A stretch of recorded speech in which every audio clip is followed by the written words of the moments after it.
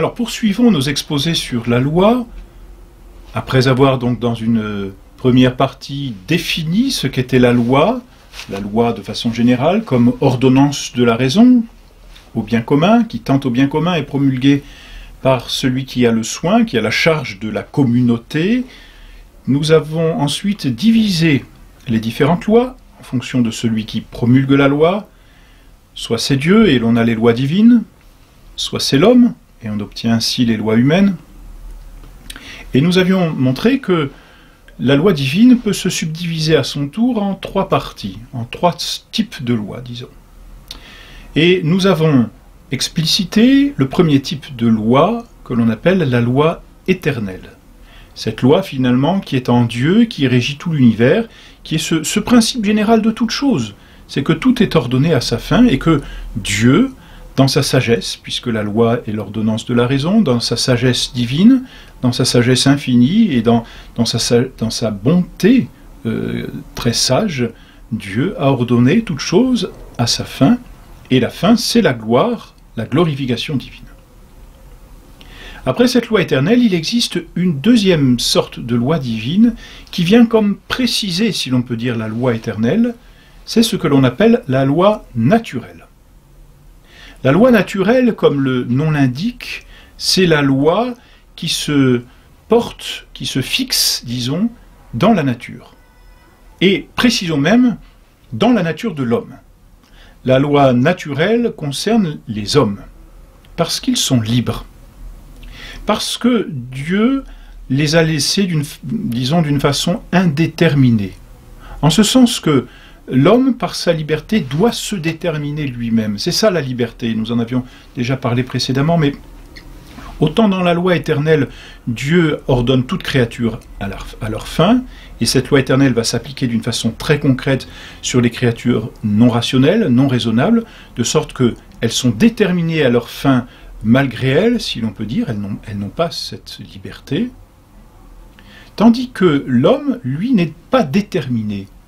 Il a cette liberté, mais qu'est-ce que c'est que cette liberté, sinon cette faculté que Dieu remet à l'homme pour que l'homme, par lui-même, atteigne sa fin. C'est-à-dire que Dieu crée un homme, lui donne une nature humaine, dans sa loi éternelle, il lui donne une fin, vers laquelle il est ordonné, et ça, l'homme, parce qu'il est une créature, n'échappe pas à cette loi éternelle qui est d'aller vers sa fin, d'obtenir sa fin. Donc Dieu assigne à l'homme une fin. Cette fin, il nous l'a révélée, c'est lui-même qu'il se propose de donner. Il se donne à nous comme fin, comme joie, comme couronnement de bonheur. Voilà, donc d'une part, Dieu nous donne cette nature humaine que nous avons. D'autre part, il nous assigne une fin, mais contrairement aux créatures qui ne sont pas libres, eh bien, le bon Dieu ne nous détermine pas à cette fin, en ce sens qu'il ne nous y contraint pas de façon absolue et déterminée. Il nous a remis cette faculté qu'on appelle la liberté, qu'on appelle le libre arbitre, par laquelle, par nous-mêmes, nous nous dirigeons vers cette fin. Autrement dit, nous ne sommes pas libres d'avoir la nature humaine. Nous ne sommes pas libres d'avoir ou ne pas avoir une liberté. Ça c'est clair. Cette liberté, nous l'avons et c'est comme ça. Nous ne sommes pas libres de ne pas l'avoir. Nous ne sommes pas libres de notre fin, de notre but, parce que nous ne sommes pas nos propres créateurs. C'est toujours l'ingénieur qui construit la machine et qui détermine à cette machine la fin pour laquelle il l'a construit. Dieu qui nous a créés nous a déterminé la fin parce qu'il est notre créateur.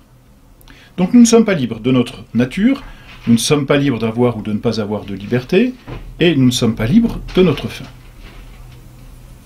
En revanche, la liberté consiste en ce que nous pouvons choisir et nous diriger par nous-mêmes vers notre fin.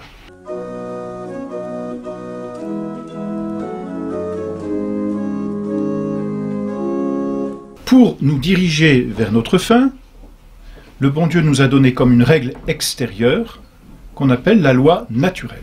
Cette loi naturelle est inscrite dans notre nature, et c'est cette loi naturelle qui nous sert comme de guide pour nous diriger vers la fin. Cette loi naturelle est un peu disons, comme ces barrières de sécurité au bord d'une route, mais de sorte que ces barrières seraient, d'une façon telle que ces barrières seraient comme faisant partie intégrante de la route. Bien, voilà. La loi naturelle est en nous comme cette barrière qui nous dit ce qu'il faut faire, qui nous défend ce qu'il ne faut pas faire, qui est inscrite en nous et qui est comme ce guide que Dieu a voulu mettre en nous pour que nous puissions, par notre liberté, poser les bons actes en vue de notre fin et par là percevoir et obtenir notre fin.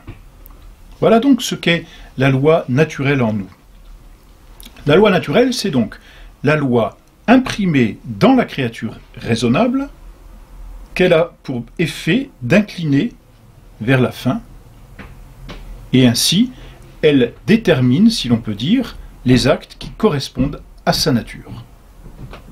Donc c'est une loi qui correspond à ce que nous sommes, nous, en tant qu'hommes, en tant qu'êtres raisonnables. C'est la loi éternelle, si vous voulez, mais considérée dans l'homme. C'est la loi éternelle inscrite en chacun d'entre nous.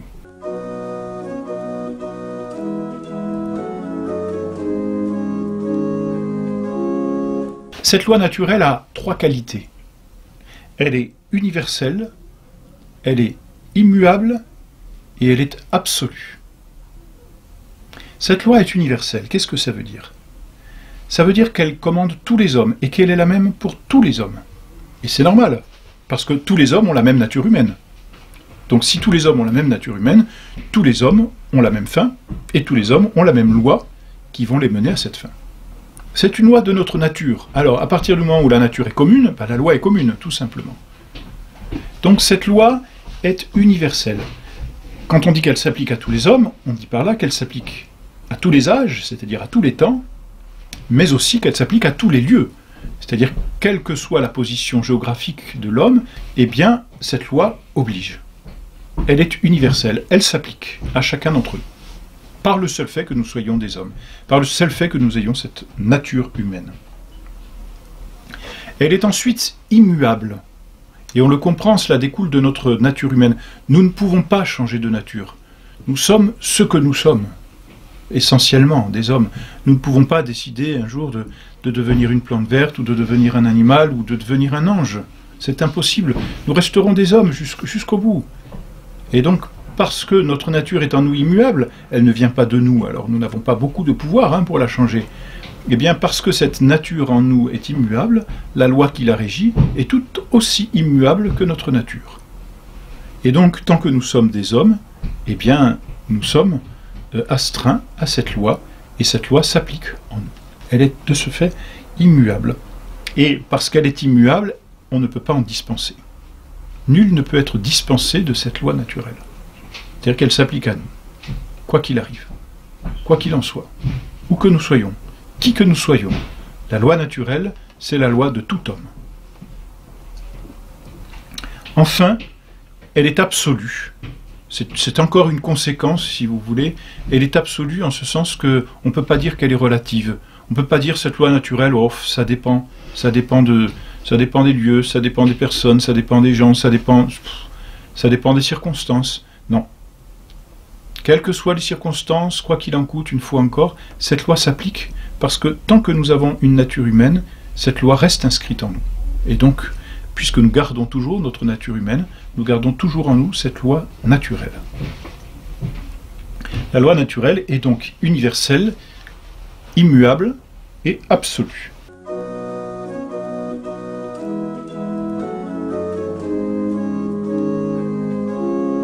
Elle se divise, disons, en deux sortes, en deux formes, disons.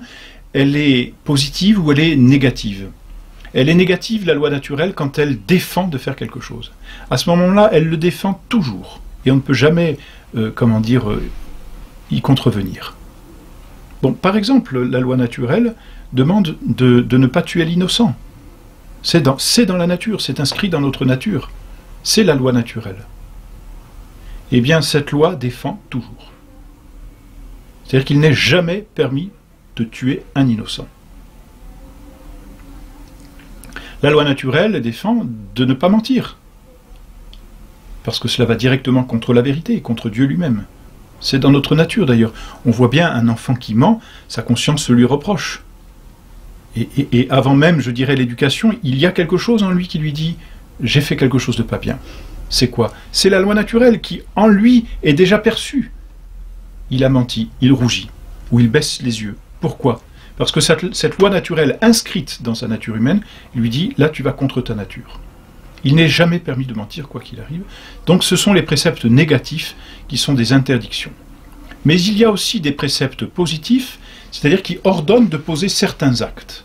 Alors ces préceptes positifs obligent toujours, mais pas en tout temps. C'est-à-dire que le précepte positif qui oblige à faire telle ou telle chose n'oblige pas à le faire à tous les instants, toutes les secondes de notre vie. Elle oblige à le faire quand il faut le faire. Par exemple, il y a un précepte qui oblige naturellement à louer Dieu. Alors ce précepte est de façon encore plus concrète déterminé. Tu sanctifieras le jour du Seigneur, dit le 3e commandement, mais c'est dans l'ordre naturel que la créature loue son Créateur. Alors elle n'est pas obligée de poser tous les jours, à toutes les secondes et à tous les instants, un acte de louange. Mais elle doit régulièrement louer Dieu. Donc c'est une loi qui oblige, mais pas toujours et en toutes circonstances. Précepte négatif, précepte positif, voilà, ce sont les deux sortes de préceptes qui existent. Cette loi naturelle, il est important d'insister dessus parce qu'aujourd'hui nous sommes dans un monde qui, hélas, essaye de s'émanciper de cette loi naturelle et on en voit malheureusement les conséquences et c'est la nature qui finira par se venger, mais cette loi naturelle, elle est inscrite en nous, elle est attestée, j'ai envie de dire, par le consentement universel même. Dans les pays les plus reculés, dans toutes les civilisations que l'on peut découvrir, cette loi naturelle existe. Il y a toujours eu un fondement aux États même les plus païens, si l'on peut dire, un fondement de justice. C'est dans la loi naturelle, la justice. Ça fait partie de la loi naturelle de rendre à chacun ce qui lui est dû. C'est un précepte naturel. Elle est attestée finalement dans toute législation. Et puis, cette loi naturelle, elle est attestée dans chacune de nos consciences. Il y a quelque chose en nous qui nous rappelle, comme on l'a dit pour l'enfant, cette loi naturelle. Et d'ailleurs, je crois que c'est Cicéron qui a cette petite phrase. Voici ce qu'il dit. Il y a une loi qui n'est point écrite, mais qui est née avec nous. Nous ne l'avons point apprise, nous ne l'avons point reçue, nous ne l'avons point lue, mais nous la tenons de la nature. C'est la nature qui nous l'a inspirée, c'est elle qui l'a gravée en nous. Voilà donc cette phrase de Cicéron qui manifeste vraiment que cette loi, elle est inscrite en nous malgré nous, parce que nous sommes des hommes. C'est la loi naturelle. Cette loi naturelle, où est-ce qu'on la retrouve? Tout particulièrement dans les commandements. Dans les 10 commandements qui ont été révélés, on peut la connaître par notre raison, parce qu'elle est naturelle. Mais Dieu a voulu nous la révéler pour qu'elle soit plus claire et plus accessible encore. Et les 10 commandements tout particulièrement, et puis le sermon sur la montagne de notre Seigneur, nous manifestent cette loi naturelle. Et les premiers principes de la loi naturelle ne peuvent pas être ignorés. On ne peut pas, personne ne peut dire « je ne savais pas qu'il était interdit de mentir ». Comme le dit Cicéron, c'est inscrit dans notre nature.